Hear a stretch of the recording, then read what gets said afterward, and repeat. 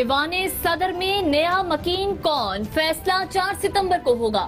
صدارتی انتخاب کے لیے امیدواروں کی اسکروٹنی مکمل۔ عارف الوی، اعتزاز احسن، مولانا فضل الرحمان کے کاغذات نامزدگی منظور۔ مولانا فضل الرحمان کے کفرنگ امیدوار امیر مقام کے کاغذات بھی ٹھیک قرار۔ الیکشن کمیشن نے 8 امیدواروں کے کاغذات نامزدگی مسترد کر دیے۔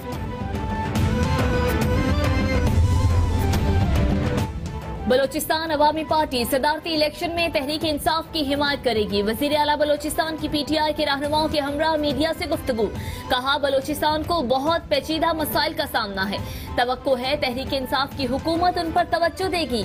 عارف الوی کہتے ہیں عمران خان بلوچستان سے متعلق کیے گئے وعدے پورے کریں گے۔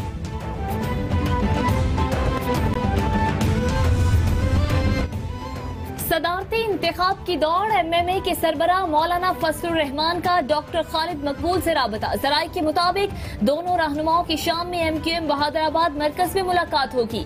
مولانا فضل الرحمان ایم کیو ایم پاکستان کی قیادت کو صدارتی انتخاب میں اپوزیشن کے امیدوار کو ووٹ دینے کے لیے قائل کریں گے۔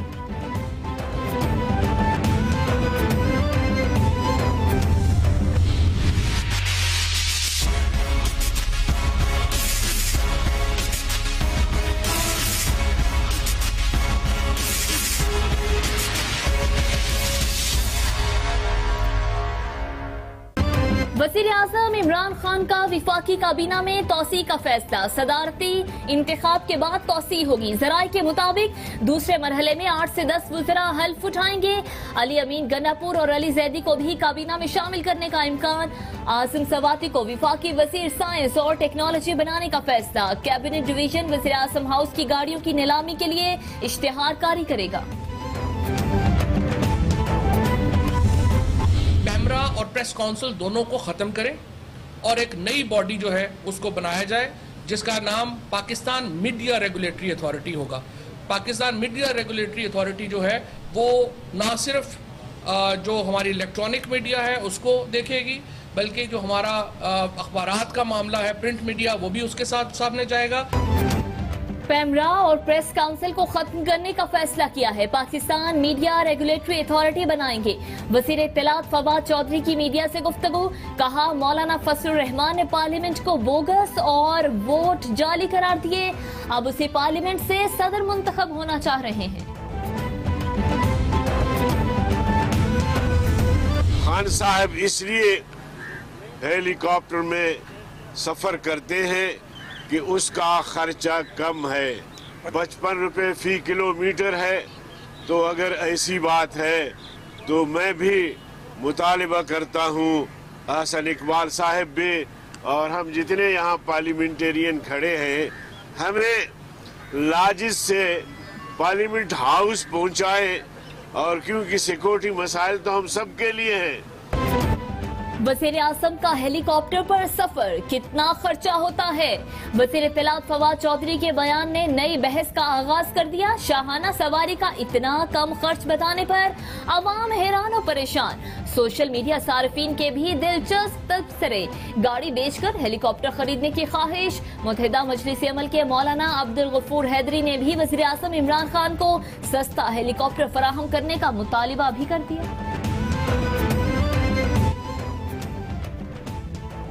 مجھے کیوں نہیں بلایا؟ پی ٹی آئی کے عامر لیاقت اپنی ہی جماعت کے رہنماؤں پر برس پڑے۔ کراچی کے ممبران اسمبلی کا واٹس ایپ گروپ چھوڑنے سے پہلے آڈیو پیغام میں شکوے شکایتیں۔ کہا شور مچاتا ہوں تو ٹکٹ ملتا ہے۔ گورنر صاحب نے تقریب حلف برداری میں بلایا، عشائیے میں کیوں نہ بلایا؟ پارٹی قیادت کا عامر لیاقت سے رابطہ، تحفظات دور کرنے کی یقین دہانی۔ ٹی وی پروگرام میں فادر آف بھارت اور سن آف بھارت کی اصطلاح کسی پاکستانی کے لیے نہیں تھی۔ میرے پروگرام کو سیاق و سباق سے ہٹ کر پیش کیا گیا۔ عامر لیاقت نے سپریم کورٹ سے غیر مشروط معافی مانگ لی۔ 7 صفحات پر مشتمل معافی نامہ عدالت میں جمع۔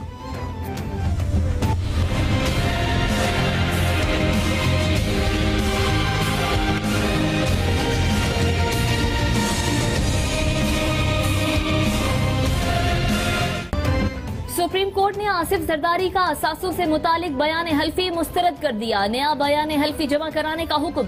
آصف زرداری گزشتہ 10 سالوں کے ملکی اور غیر ملکی اثاثوں کی تفصیل جمع کرائیں۔ بے نظیر بھٹو شہید سمیت تمام بچوں کے اثاثوں کی تفصیلات بھی پیش کی جائیں۔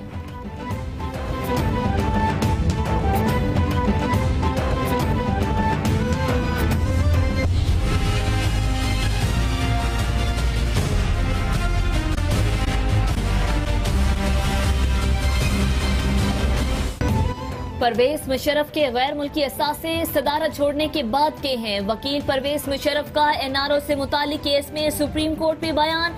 चीफ जस्टिस ने रिमार्क्स दिए, क्या लेक्चर देने से इतने पैसे मिलते हैं, क्यों ना मैं भी रिटायरमेंट के बाद लेक्चर दूं। परवेज मुशर्रफ से कहें खुद आकर वजाहत दें। बैरून मुल्क असासों से मुतालिक बयान हल्फी की गैर तस्दीक शुदा कॉपी अदालत में जमा।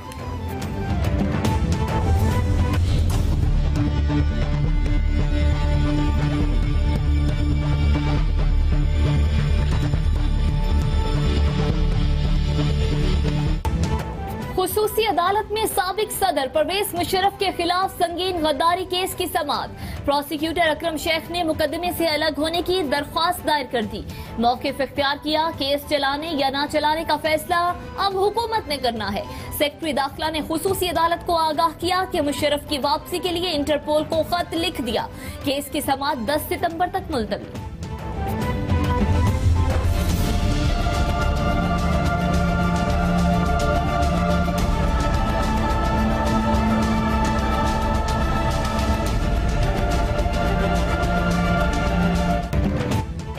अदालत में नवाज शरीफ के खिलाफ अलसीसिया रेफरेंस की समाअत कल तक मुलतवी। साबिक वज़ीर आज़म सख्त सिक्योरिटी में पेशी के बाद अदालत से अडियाला जेल मुंतकिल।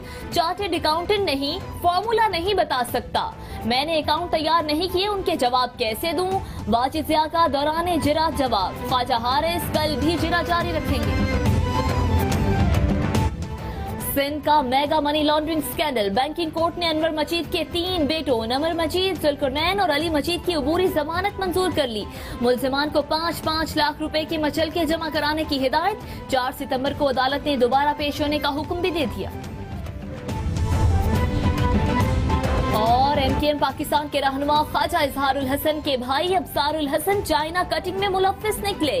केडीए ने अब्सारुल हसन के खिलाफ एफआईआर दर्ज कर ली और केडीए के मुताबिक अब्सारुल हसन सरजानी टाउन में चाइना कटिंग के तमाम मामला चला रहे थे।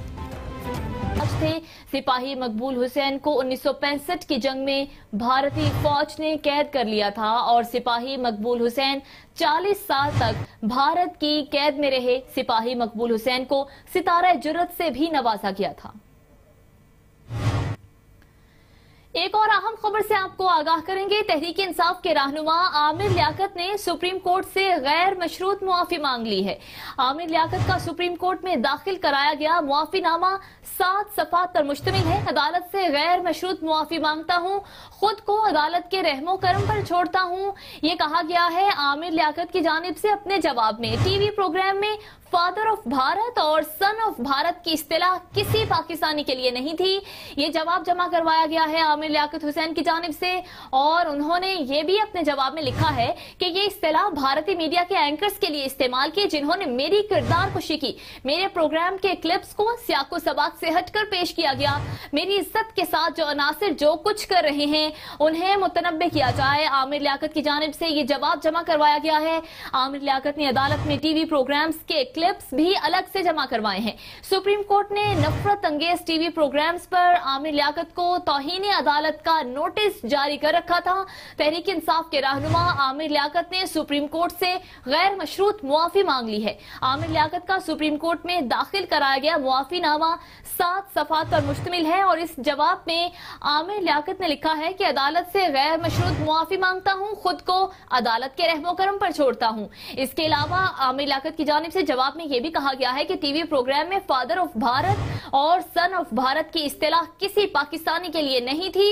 ये जवाब जमा करवाया गया है आमिर लियाकत की जानिब से और ये भी कहा है कि ये इस्तिलाह भारतीय मीडिया के उन एंकर्स के लिए इस्तेमाल की जिन्होंने मेरी किरदार कुशी की। आमिर लियाकत ने अपने जवाब में कहा है कि मेरे प्रोग्राम के क्लिप्स को सियाको सबाक से हटकर पेश किया गया है। मेरी इज्जत के साथ जो अनासिर जो कुछ कर रहे हैं उन्हें मुतनब्बे किया जाए। आमिर लियाकत की जानिब से ये जवाब जमा करवाया गया है। आमिर लियाकत ने अदालत में टीवी प्रोग्राम्स के क्लिप्स भी अलग से जमा करवाए हैं और जवाब भी जमा करवा दिया गया है जिसमें उन्होंने गैर मशरूत मुआफी मांगी है और ये भी कहा है कि खुद को अदालत के रहमो करम पर छोड़ता हूं। सुप्रीम कोर्ट ने नफरत अंगेज टीवी प्रोग्राम्स पर आमिर लियाकत को तौहीन अदालत का नोटिस जारी किया था। लाहौर हाई कोर्ट नवाज शरीफ, मरियम नवाज और कैप्टन रिटायर्ड सफ्तर की सजाओं के खिलाफ दरख्वास्तों की समाअत कल तक मुलतवी कर दी गई। विफाकी हुकूमत और दरख्वास्त गुजार के वकील के दलाइल मुकम्मल हो गए। फुल बेंच की नैब के वकील को कल दलाइल देने की हिदायत की गई है। जब तक आपकी तसल्ली नहीं होगी आपको सुनेंगे। अदालत का दरख्वास्त गुजार के वकील से ये मकालमा था। 12 अक्टूबर 1999 को मुल्क में मार्शल लॉ लगाया गया। वकील दरख्वास्त गुजार का ये कहना था आजकल नैब ने तहलका मचा रखा है। वकील दरख्वास्त गुजार का ये कहना था नैब ऑर्डिनेंस बनने के 120 दिन बाद गैर मौसर हो गया था। वकील दरख्वास्त गुजार का अपने दलाइल में ये कहना था नैब का कानून 18वीं तरमीम के बाद खत्म हो चुका है। दरख्वास्त गुजार का ये मौकिफ था मुल्क के 3 बार वजीर आज़म रहने वाले शख्स को इस कानून के तहत सजा दी गई जो कि खत्म हो चुका है। ये मौकिफ था दरख्वास्त गुजार का। नवाज शरीफ, मरियम नवाज, कैप्टन रिटायर्ड सफ्तर को मुर्दा कानून के तहत सजा दी गई है। सुप्रीम कोर्ट के फैसले की रोशनी में ये दरख्वास्त काबिले समाअत नहीं है। वकील विफाकी हुकूमत का ये कहना था। और एमक्यूएम पाकिस्तान के रहनुमा ख्वाजा इजहारुल हसन के भाई अबसारुल हसन चाइना कटिंग में मुलव्विस निकले हैं। केडीए ने चाइना कटिंग कराने पर अबसारुल हसन के खिलाफ एफआईआर दर्ज करा दी है। एफआईआर केडीए ने सुरजानी टाउन थाने में दर्ज करवाई है। अबसारुल हसन सुरजानी टाउन में चाइना कटिंग के तमाम मामला चला रहे थे। ये बताना है केडीए का चाइना कटिंग करने वाले किसी भी सियासी जमात से हो उनके खिलाफ एक्शन जरूर होगा। डीजी केडीए का ये मौकिफ सामने आया है। कराची से आपको अहम खबर से आगाह कर रहे हैं। एमक्यूएम पाकिस्तान के रहनुमा ख्वाजा इजहारुल हसन के भाई अबसारुल हसन चाइना कटिंग में मुलव्विस निकले। केडीए ने चाइना कटिंग कराने पर अबसारुल हसन के खिलाफ एफआईआर दर्ज करा दी है। एफआईआर केडीए ने सुरजानी टाउन थाने में दर्ज कराई है। अबसारुल हसन सुरजानी टाउन में चाइना कटिंग के तमाम मामला चला रहे थे ये कहना है केडीए का और उनके खिलाफ एफआईआर भी दर्ज कर ली गई है। चाइना कटिंग करने वाला किसी भी सियासी जमात से हो उसके खिलाफ जरूर एक्शन होगा। डीजी केडीए का ये बताना था। एमक्यूएम पाकिस्तान के रहनुमा ख्वाजा इजहारुल हसन के भाई अबसारुल हसन चाइना कटिंग में मुलव्विस निकले हैं। इसी बारे में मजीद बात करेंगे। नुमाइंदा कैपिटल टीवी असगर अजीम हमारे साथ मौजूद हैं।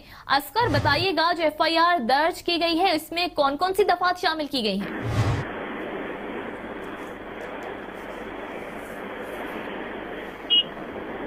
जी असगर अजीम अपडेट कीजिए। एक बार फिर से आपको अपडेट करें। कराची से एमक्यूएम पाकिस्तान के रहनुमा ख्वाजा इजहारुल हसन के भाई अबसारुल हसन चाइना कटिंग में मुलव्विस निकले। केडीए ने चाइना कटिंग कराने पर अबसारुल हसन के खिलाफ एफआईआर दर्ज करा दी है। एफआईआर केडीए ने सुरजानी टाउन थाने में दर्ज कराई है और अबसारुल हसन सुरजानी टाउन में चाइना कटिंग के तमाम मामला चला रहे थे। इसी बारे में मजीद अपडेट्स देंगे नुमाइंदा कैपिटल टीवी असगर अजीम से। असगर